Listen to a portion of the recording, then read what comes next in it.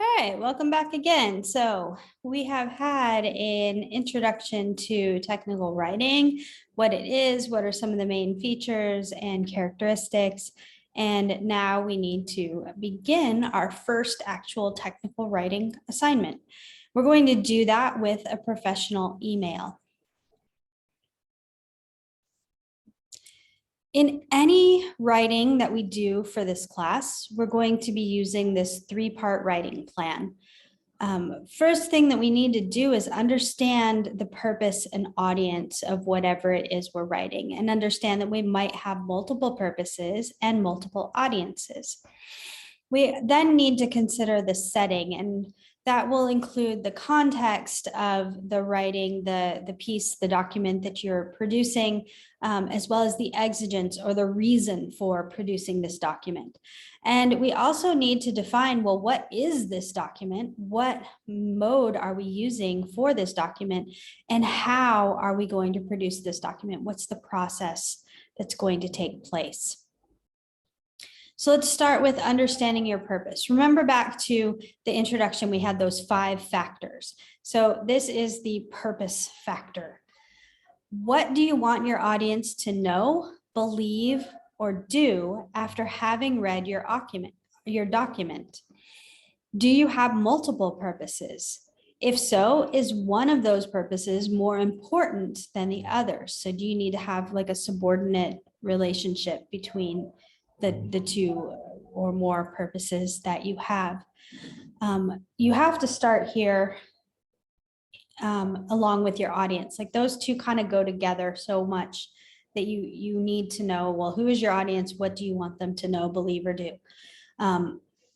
So a lot of that's going to be kind of a back and forth sort of situation. Whether you start with purpose or you start with audience is really going to depend on you and your whole process, how you kind of go through things, but they're going to kind of play together. So you really want to be thinking about both of them at the same time. So we're going to talk about the audience here. What problem is your audience trying to solve? That's the most important thing you need to ask. What problem is your audience trying to solve? How extensive is your audience knowledge of the subject?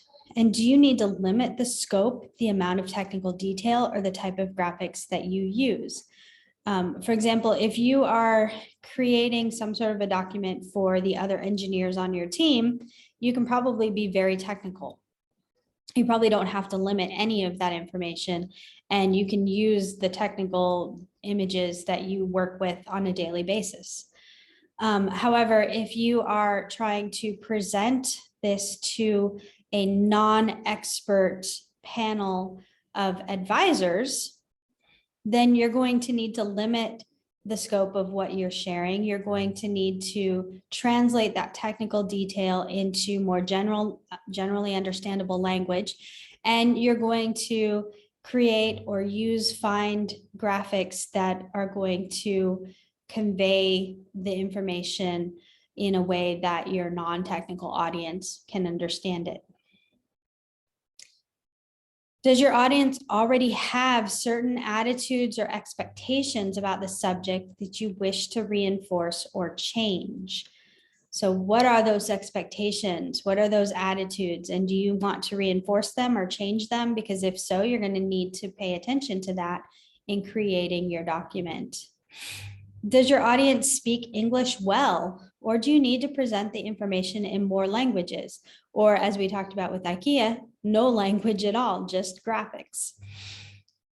Does your audience share your cultural assumptions about organizing and interpreting documents? Does your audience include people with disabilities who have requirements you need to meet? So taking into account all of these pieces of information will help you meet your purpose and determine what kind of document to produce, or if you need more than one document. When you have your audience and purpose well defined, well understood, then you can go on and start considering the setting. What is the situation surrounding the problem you're trying to solve? Is this a high stakes project or a routine communication? What is the context in which your audience will use this communication? Will the ways in which they use it affect how you write? Will the document be used in a socially or politically charged setting? Does the setting include established norms of ethical behavior? Is the setting formal or informal? So you want to understand what setting you're working in here, what setting your audience is going to receive your document in, because you want to make sure that the document you create can work within that setting.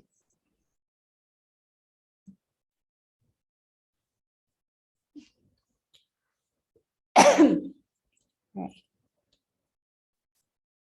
You want to then go on to define your document. What type of content will the document include? How will the content aid problem solving? Does your subject dictate what kind of document you will produce? Does your subject dictate what medium, print or digital, you will use for your content? Do you need to provide audiences with content in more than one medium? To think back to the video where they had the video, you had the audible narration, you had the subtitles, and you had the transcript. All right. If you are using a document template, how should you modify it for your purposes and audiences? That's an important thing to think about. Often we use templates, writing a resume from a template, creating an infographic from a template. There are all kinds of templates that we use for many different purposes, and they're there to make things easier for you by having things sort of laid out and a theme and scheme and everything that works well together. But they're general. They're not for your specific purpose and audience. They're not going to meet your specific requirements without some adaptation generally. So you want to think about, well, how do I need to modify it? And make sure that you make those modifications. And does this document require a particular writing style or level of formality? So knowing your audience and what they expect is going to help you know what kind of writing style and level of formality you need to be prepared to design. Right. You have those things all kind of put together. You know your audience and your purpose and your setting, and you've made decisions about your document. And then it's time to think about the process. What process will you use to produce this document? Is there an established process to support the work, or do you need to create a new one? Do you have sufficient time for planning tasks such as analyzing your audience and purpose, choosing writing tools and recording and researching and reading background information? Does your budget limit the number of people you can bring onto your team, or limit the size or the shape of your document, or the number of languages you can include in your document, or the kind of graphics that you can use in your document, the colors that you can use in your document? Does your schedule limit how much information you can include in your document? Does your schedule limit the type or amount of document testing you can do, which is, where you're getting peer review, where you're getting feedback before you send it out for real? Will the document require updating or maintenance? Think web pages. We just gave an example recently about an infographic for a web page, making sure that the information on it stays accurate, stays correct.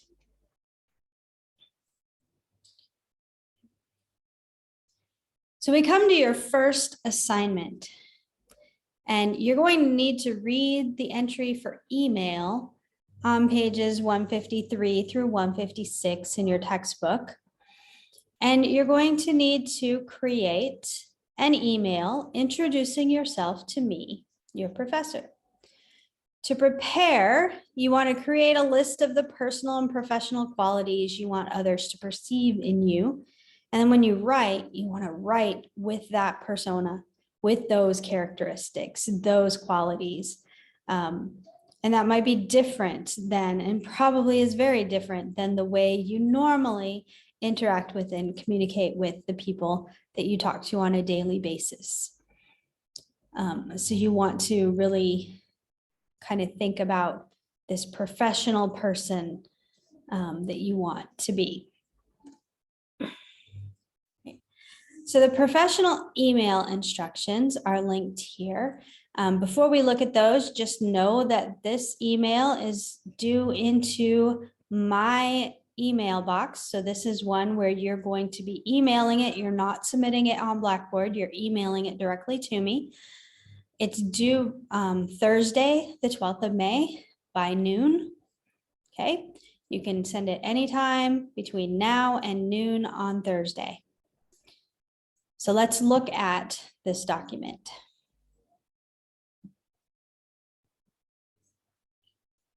So the assignment is to compose a professional email of introduction. Your purpose is to introduce yourself to me, your professor. So I want to know who my students are.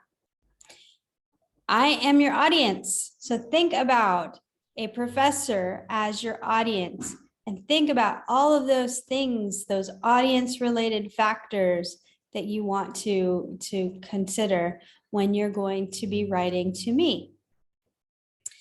The content that you want to deliver is relevant information about yourself, your motivations and goals for the course, and any professional goals that you might have, or future goals that you might have, especially if you're considering like it's going to be a while before you enter a profession because you want to get a graduate degree or something.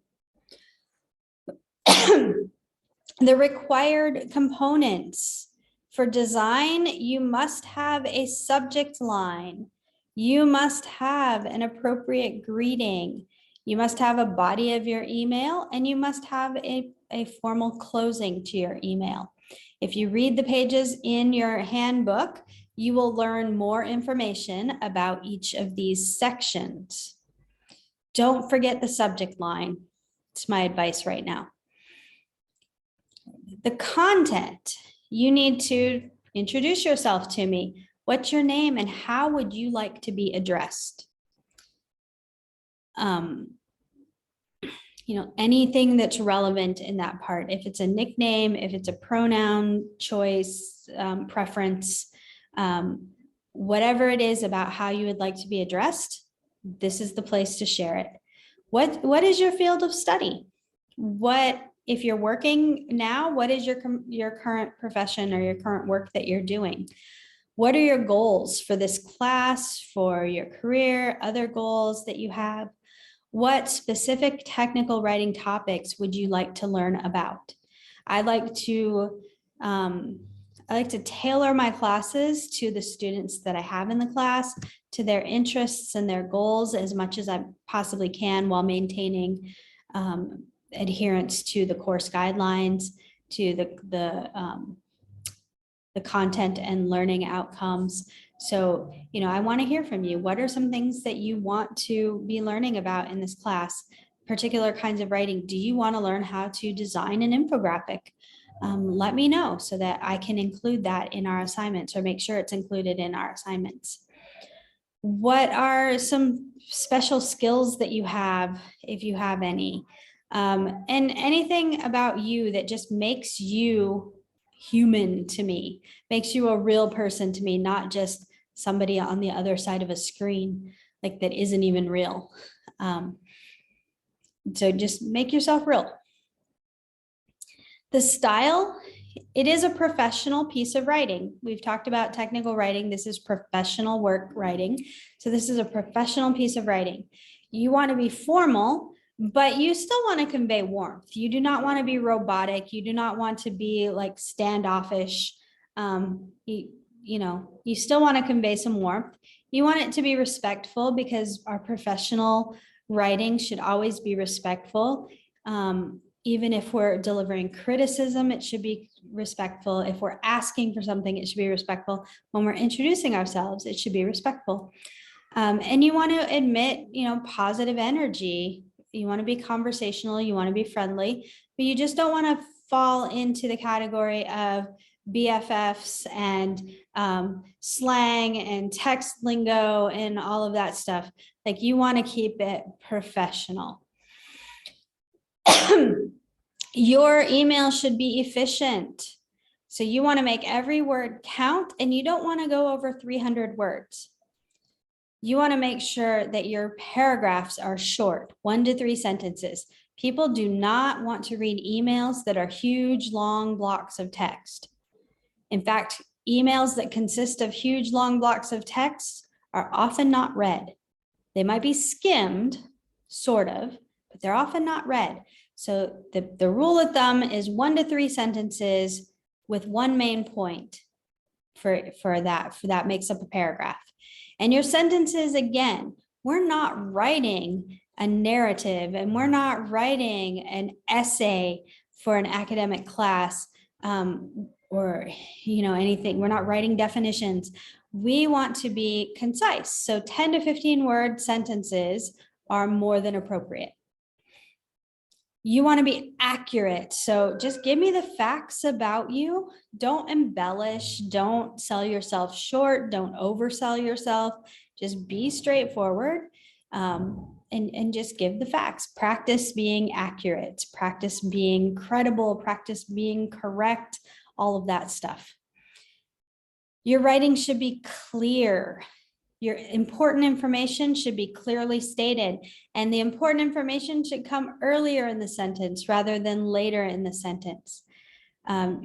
People often, just don't read that far, and then they miss the important information if you hide it in the middle or at the end. Put it at the beginning. You want to use carefully chosen words. So making sure that you are avoiding slang and cliches is part of that, but also being specific, using specific language, trying not to be vague about things, but just making things clear, concrete, and specific. And again, this email is supposed to be into my inbox by noon on Thursday, the 12th of May. So I will be looking for that at that time, and I will do my best to, as quickly as possible, give each of you a personal response. It might take me a little longer than that normal 48 hours initially, but I will do my best to give you a personal response as soon as possible. If you have any questions about this assignment, please contact me again sooner rather than later so that we can work out any details. We can give you any clarification or support that you need. And I wish you all the best on this assignment. And I look forward to seeing who you all are and what your ideas and your thoughts and your questions and your concerns and plans and goals and all of that stuff. All right. Okay. And normally I will be making a separate video to recap what the assignments are, but I feel like we're already on this screen today to talk about what this assignment is. And I've already talked about the team exercise that's due on Monday. So I'm going to go ahead and cap that. I'm going to remove this from our slides so that you don't think there's another video there. And then I'm just going to leave it at these videos for this week. And that is all I have for you right now. If you feel like you're missing information, if you feel like you need more clarification about something, please let me know. I'll either respond to you and give you all that information in an email, or if I think it's something that the whole class can benefit from, I will make another short video or put an announcement on Blackboard.